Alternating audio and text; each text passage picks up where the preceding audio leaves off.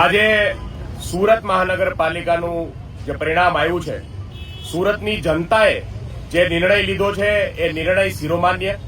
અમે આ ચૂંટણીની અંદર આમ આદમીના લોકોના મુદ્દાઓ ઉપાડી મુદ્દાની રાજનીતિ કરી અને ભારતીય જનતા પાર્ટી સામે મક્કમતાથી આ ચૂંટણી લડ્યા છે. આ ચૂંટણી સમગ્ર વ્યવસ્થાની સામેની ચૂંટણી હતી.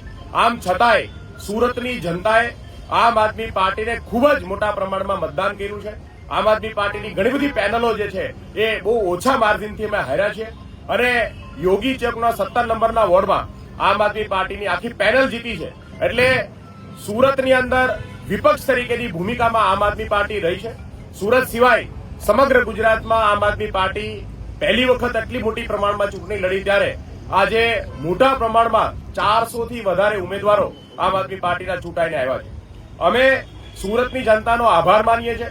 હું આમ આદમી પાર્ટીના તમામ કાર્યકર્તાઓ, તમામ યોદ્ધાઓ કે જેણે આ ચૂંટણી ખૂબ જ હિંમતથી, ખૂબ જ ધગશથી અને ધોમધખતા તડકાની અંદર પણ ખૂબ જ મહેનત કરી અને આ લડાઈ લડ્યા છે.